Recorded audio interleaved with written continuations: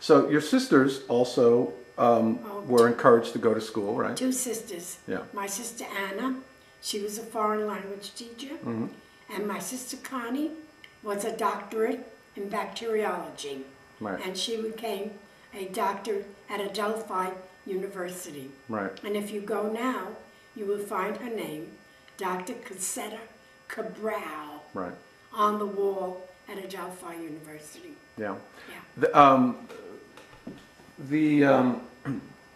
The whole story about them, you know, being educated and going to school and all of that.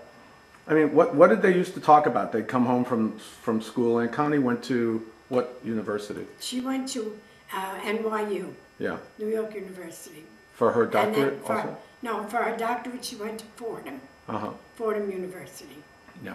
And Anna, I think Anna went to NYU too. Yeah. So they all had master's degrees. They all had master's degrees. And Connie had a master's and in a PhD. Well, and Connie had a master's in Latin, is that right? Connie had a master's in Latin. Well, she had in biology for sure, remember? Biology, I think. Yeah, Right. But then she was something of a Latin no, scholar at some level. Okay. bacteriology was her Okay. major. I don't know why I heard She Latin. was doing research in cancer at Adelphi University. Mm-hmm. Interesting. Okay. So, well, they must have, I mean, all of you then were sort of in school at the same time, all in college at the same time. Yes, we were. Right. And this is now during the war years. Yeah, well, Right. You go to college in 1938. 38. Anne is in college in 38. Connie doesn't go to college until the 40s.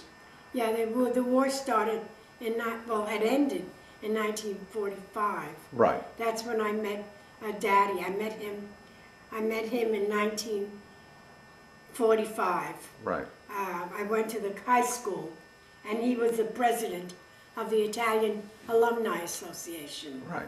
And as soon as he saw me, I guess he started calling me up. He came to my house and asked my father's permission if he could take me out, and we started dating. Mm-hmm. And that was 1945. Mm-hmm. He was still in uniform because he had gone into war as a private at the age of 19. Mm-hmm. And then he worked himself up to first lieutenant. Right. And after he had gotten his first lieutenant and worked on the Remagen Bridge Right. and the Battle of the Bulge, Right. he didn't want to give up his lieutenantship, so he joined the reserves. Right.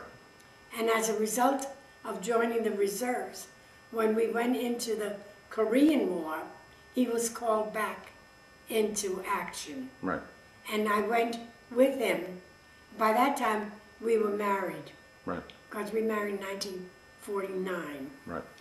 And that's how Danielle was born in Georgia. Because we went to Georgia, because when he was called back with the reserves, we had to go to Georgia. I went with him, we had an apartment, and Danielle was born there. Yeah. Fort Benning. I don't remember exactly. Yeah. But I know it was what did I say it was? Georgia. It was Georgia in 1951. 1951, yeah. Right. So when, what were the war years like when you were living at home and you'd now there was no television, so you guys would listen to the radio to get the reports? That's all we ever heard was the radio. Yeah. As a matter of fact, that's where I got my love of music. Yeah. My father would listen to the opera on the radio every Sunday afternoon, and I would be doing my job, which was dusting the furniture. That was my job. Of the three sisters, I did the dusting. One of the others washed the dishes. But I was always in the living room with my father, listening to the opera. And after the opera was over, the next day or that afternoon, we would sit around having lunch, and my father would tell us the story of the opera, and he would sing. He didn't have a beautiful voice, but he sang all the arias that he knew, and he knew them very well. As a matter of fact, on Saturday nights, there was some kind of theater right near our house in Brooklyn, and he would take me with him, and we would go to the opera. For $1 each, we would sit up in the rafters, the highest part you could possibly sit, even behind poles, I remember distinctly. But he would take me. I was the only one who seemed to be interested in the opera. And every Saturday night, we would go to the opera for $1, sit up in the rafters, and listen to the opera. And that's how I got myself into the opera. Well, then when did you start playing the piano? I started playing the piano. We had a gumbada, who was my This is like a godfather, right? like my godfather. My father's, yes. He had these people. Yeah, these who friends. had baptized my brothers and all. Right. And one of them was a piano teacher. Oh, yeah. And another one was a violin teacher. So actually, believe it or not, I took violin lessons and piano lessons from each of these two guys. And I think we paid $1 for a lesson from each of them. And that's how I started, but I never got into it full-heartedly, Yeah. you know. Did you remember playing the violin, huh? I did play the violin. Yeah. How many years? Do you remember how many years? Not too many. Yeah. Not too many. But just because they had this talent, Right. and my father wanted to give them business, you might Right. say. Right. He had us do that. And I was actually, my sister Anna and I were the only two who did anything with the music. What did Aunt Anna play?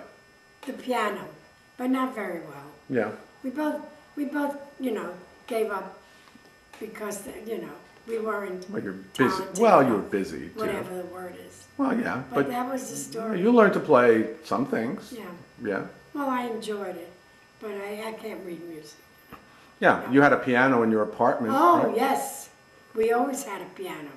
As a matter of fact, we had a piano that you used your feet, you put rolls in, Oh, piano roll. Yeah. piano rolls in. My father had a lot of them. And we used the feet, you know, to play the piano rolls. Right. And I'll never forget that piano. It was a stand-up piano. Right. An upright piano. Right. An upright piano. Yeah. But that was the first piano we ever had. Yeah. Tell me about growing up with Aunt Anna. I mean, we're close to the boys, Peter, Chris, and Greg, and what was Aunt Anna like growing up? And you know. Well, and Anna was a lot different from me, actually. We were really different personalities. How so? I don't know. I can't. She was, I don't know. She was always very mature, you know, very grown up, you know. She wasn't interested in any of the arts of any kind, but she was a great foreign language teacher. Right. She was a very good foreign language teacher. As a matter of fact, she didn't go back to teach until the boys had already grown up for a while. Right. I remember that. You know, she didn't, when I went back teaching when you guys were very little. Right. I don't remember why, but I just got the opportunity, I guess. So I went. Now, do you remember when Uncle Frank showed up on the scene? Started going out with Aunt Anna? Yeah. Uncle Frank showed up on the scene because across the street from where we lived was a relative of Frank. Oh, yeah? And he would go and visit them. And then my father always sat on the benches outside the front of my house. On the porch? Well, it wasn't a porch. Uh-huh. The porch was enclosed. Uh-huh. But outside, there were benches. On street level? On the stoop, you might say. Yeah, okay. And that my father always sat there. Yeah.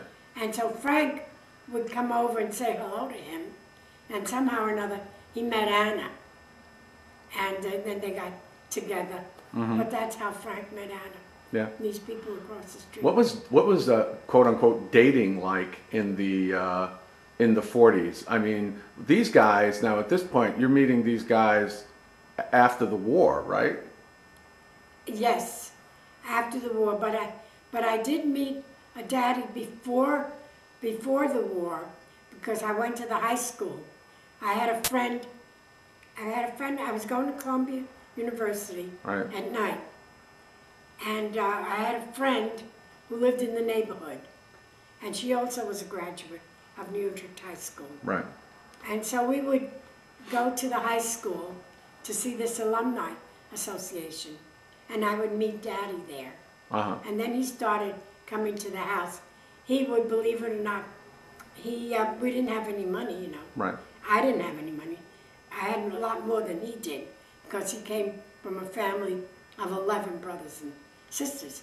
He would hitch himself onto the train and come from 79th Street to 47th Street to see me.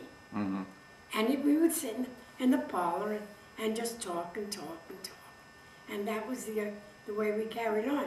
Yeah. Until he asked Daddy, my dad, if he could take me out, and he did. And then he asked 2 years later, he asked, so I met him in 45, and in 47, he asked my father if he could marry me. So we were engaged in 1947, nice big party. And then 2 years later, we were married, 1949. Now, when did Anna get married? Anna got married after me. Uh-huh. As a matter of fact, yes. I was 33 years old. When I got married, I was 29. Right.